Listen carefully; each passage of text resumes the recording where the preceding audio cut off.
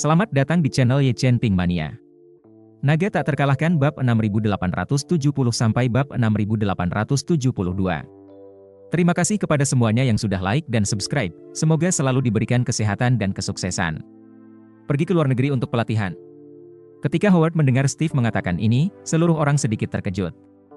Sepanjang sejarah, terlepas dari para pangeran dan bangsawan, mereka semua akan menghadapi kontradiksi yang sama ketika menyangkut masalah pewarisan tahta. Ayah yang berkuasa, setelah menetapkan anak kesayangannya sebagai putra mahkota, malah akan mulai memiliki segala macam kecurigaan dan sikap defensif terhadap anak ini.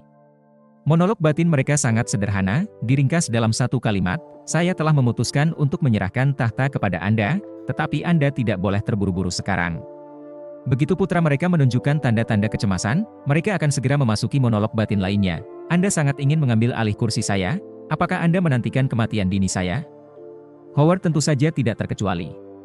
Dia juga khawatir putra sulungnya ini begitu putus asa untuk menggantikan tahta sehingga dia akan memiliki niat buruk terhadap dirinya sendiri. Jadi dia menjadi sangat waspada terhadap Steve sejak dia secara terbuka menjadikannya ahli warisnya. Namun, yang tidak dia duga adalah putra tertua ini, atas inisiatifnya sendiri, ingin meninggalkan Amerika Serikat dan pergi keluar untuk mencari pengalaman yang langsung menyentuh hatinya. Dia bersedia menyerahkan kursi kepala keluarga kepada Steve setelah dia meninggal, atau setelah dia kehilangan kemampuannya untuk mengatur, tapi itu jelas bukan sekarang, dan sekarang Steve bersedia keluar untuk mengumpulkan pengalaman, itu adalah sebuah hal yang baik untuk dia minta. Ketika putranya pergi ke luar negeri, itu sama dengan meninggalkan base camp, sementara dia sendiri duduk di base camp, dia bisa terjun ke bisnis dan menjadi patriarknya sendiri tanpa khawatir putranya akan tiba-tiba merebut kekuasaan suatu hari nanti. Memikirkan hal ini, mau tak mau dia merasakan kegembiraan di dalam hatinya, berpikir bahwa putra sulungnya ini memang berbakti, dan meskipun dia sudah menjadi pewaris pertama keluarga, dia tidak terburu-buru untuk menggantikan tahta sama sekali.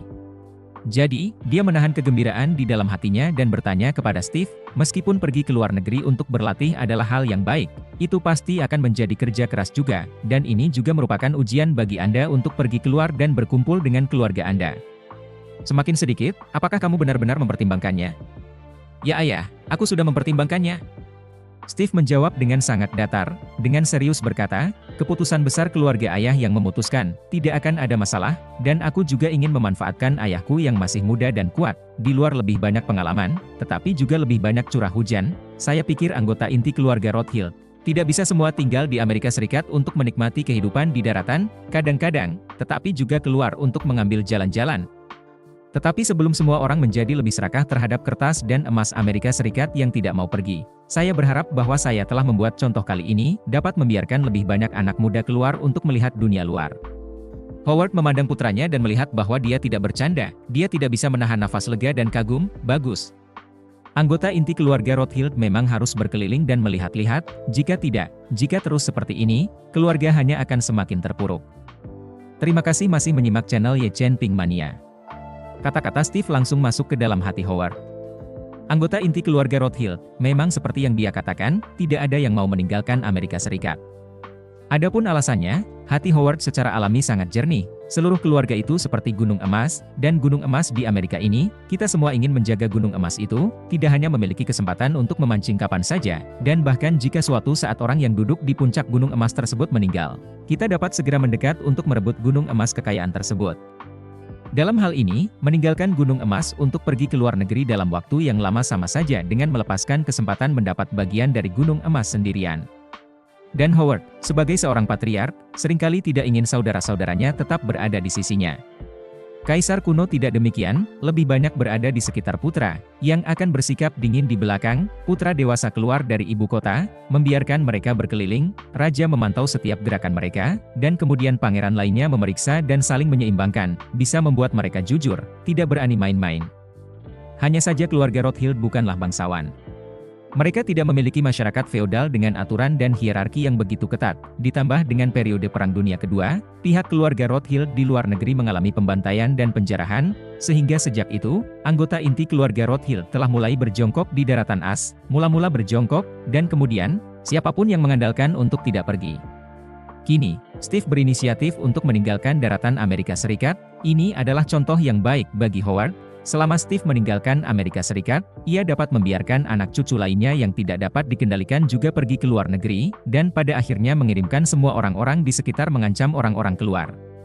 Karena itu, dia berkata kepada Steve, setelah kita kembali ke AS, saya akan mengadakan pertemuan keluarga, dan pada saat itu, saya akan mengumumkan keputusan Anda dalam pertemuan tersebut, dan Anda juga akan memberikan pembicaraan yang baik kepada yang lain untuk menetapkan contoh yang baik bagi mereka. Steve berkata tanpa berpikir, ayah jangan khawatir, aku akan melakukannya. Howard mengangguk dan bertanya kepadanya, ngomong-ngomong, Steve, jika kamu mengikuti pelatihan di luar negeri, negara mana yang paling ingin kamu datangi? Satu-satunya target di hati Steve adalah Cina, tetapi dia tidak ingin menunjukkannya secara langsung, jadi dia berpikir sejenak dan berkata, ayah, ide saya adalah pasar saat ini yang layak untuk saya pahami secara mendalam dan membajak secara mendalam adalah pasar Eropa dan pasar Asia. Selain itu, Afrika terlalu miskin, Oseania terlalu kecil, dan prospek pembangunan di Amerika Selatan tidak besar. Itu benar. Howard berkata dengan persetujuan, selain Amerika Serikat, negara-negara peringkat kedua hingga ke-8 di dunia semuanya berada di Asia dan Eropa, Afrika bahkan tidak memiliki negara yang dapat masuk dalam peringkat 30 besar.